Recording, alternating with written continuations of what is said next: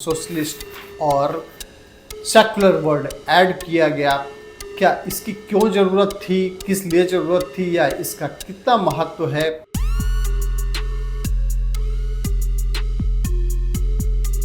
देश की आज़ादी के बाद में संविधान बना और उस संविधान में चोरी छिपे ऐसे समय में चेंजेस किए गए।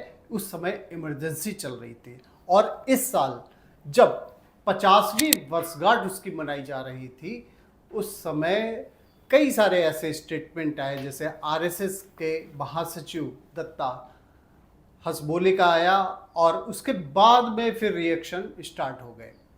तो क्या कांग्रेस के समय लोकतंत्र बचा हुआ था या लोकतंत्र की हत्या की गई थी? संविधान बचाओ जिस तरीके से राहुल गांधी बार बार कहते रहते हैं, क्या संविधान कांग्रेस की सरकार पे बचा हुआ था, या उस समय जो चेंजेस किए गए थे वो अब क्यों सवाल उस पर खड़े हो रहे हैं और क्यों उस पर डिबेट हो रही है? इस पे हम बात करेंगे। नमस्कार, मैं हूं राजीव, आप देख रहे हैं आपकी खबर राजनीति। अभी एक स्टेटमेंट आया और उसके बाद में जिसमें हसबोले ने ये कहा हुआ था कि धर्मनिरपेक्ष और समाजवादी यानी कि सेक्युलर एंड सोशलिस्ट शब्दों को संविधान की प्रस्तावना में रहना चाहिए या नहीं, इसकी समीक्षा की जानी चाहिए। उसी के बाद से डिबेट शुरू हो गई। मायावती ने कहा कि देश के करोड़ों वंचितों और दलितों के लिए बाबा साहब अंबेडकर द्वारा निर्मित संविधान को कांग्रेस और भाजपा ने कभी भी ईमानदारी से लागू नहीं किया। उन्होंने अपना रिएक्शन दिया था आरएसएस महासचिव दत्तात्रेय हसबोले के रिएक्शन पर, जो उन्होंने बातें कही हुई थी।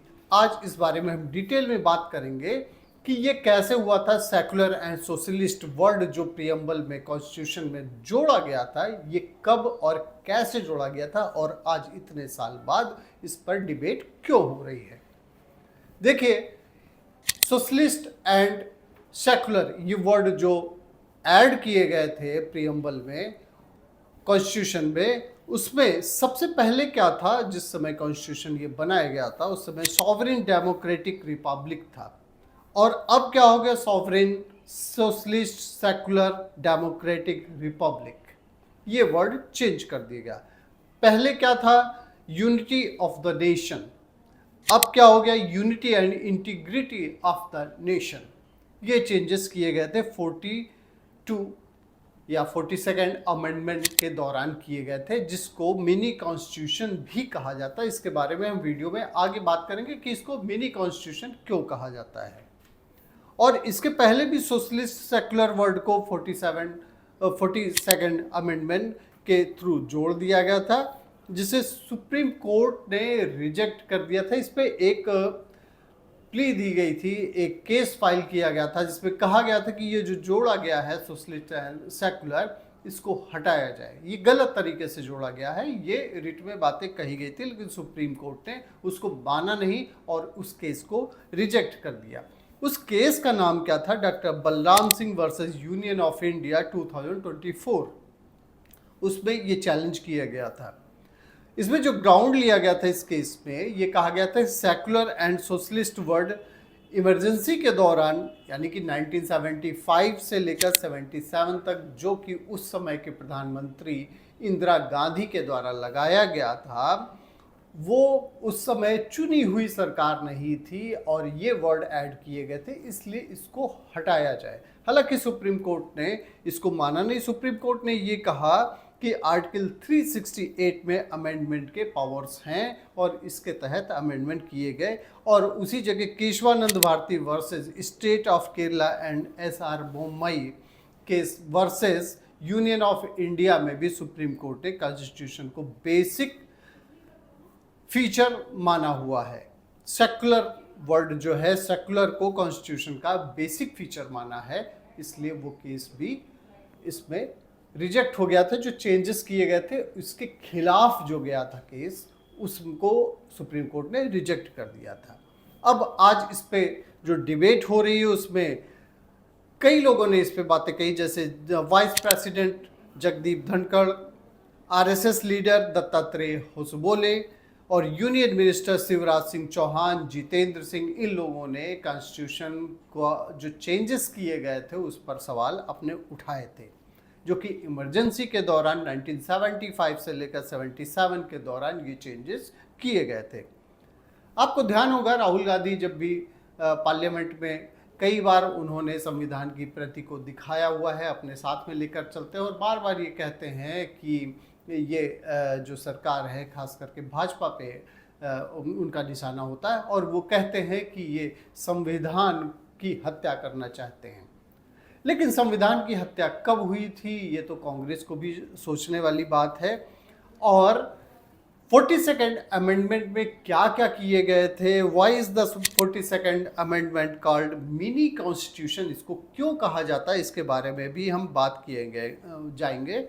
इसमें ये कहा गया था क्योंकि कॉन्स्टिट्यूशन के प्रियम्बल में चेंज किया गया, 7th शेड्यूल में चेंज किया गया, article 51A parliament judicial power of high court में चेंजेस किए गए, आर्टिकल 323A एंड 323B में, पार्ट 14A में चेंजेस किए गए, DSPS directive principle of state policy में चेंजेस किए गए। इतने सारे चेंजेस किए गए 42nd अमेंडमेंट में कॉन्स्टिट्यूशन में चेंजेस करने के लिए, इसलिए इसको मिनी कॉन्स्टिट्यूशन भी कहा जाता है। अब सोचने वाली बात यह है कि जो आज डिबेट ये हो रही है, जो संविधान बचाओ की बात कहती है कांग्रेस, लेकिन संविधान में चेंजेस, इतने बड़े चेंजेस इमरजेंसी के दौरान ही किए गए।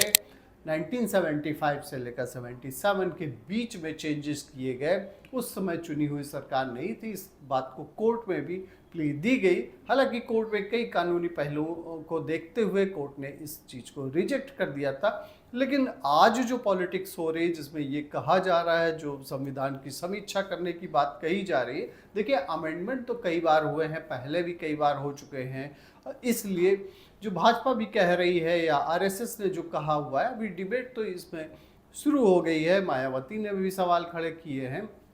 अब देखने वाली बात ये होगी कि ये जो संविधान को लेकर इस समय राजनीति हो रही है ये कहाँ तक जाएगी और क्या वाकई में जो अभी कॉन्स्टिट्यूशन चल रहा है जिसमें सोशलिस्ट और सेकुलर वर्ड ऐड किया गया, क्या इसकी क्यों ज़रूरत थी, किस लिए ज़रूरत थी या इसका कितना महत्व है, ये तो उस समय की चुनी हुई सरकार बता सकती है। लेकिन उस समय जो सरकार थी वो बता सकती है, लेकिन कांग्रेस इस मामले पर जब सवाल उठता है तो थोड़ी सी नर्वस जरूर हो जाती है और काउंटर अटैक करने लगती है। उसको कतई नहीं गलत लगता है कि 1975 से लेकर ड्यूरिंग इमरजेंसी 1977 तक कुछ भी गलत हुआ या जो संविधान के साथ में जो छेड़छाड़ की गई, कांग्रेस इसको बिल्कुल मानने को तैयार नहीं कि ये कहीं से भी गलत था। उसी जगह जो विपक्ष है या आज की जो सत्ता पक्ष है वो इसको बिल्कुल मानने को तैयार नहीं। लेकिन अभी ये सारे डिबेट्स जो हो रहे हैं, जो डिस्कशन हो रहे हैं,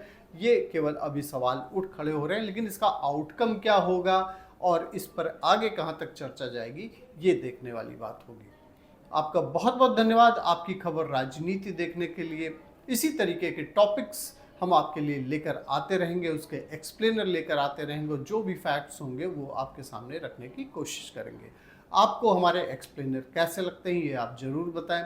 आपके जो भी कमेंट्स हों, जो भी आप अपने सुझाव देना चाहते हैं वो ज़रूर दें, जिससे हमें ये समझने में आसानी होगी। Thank you.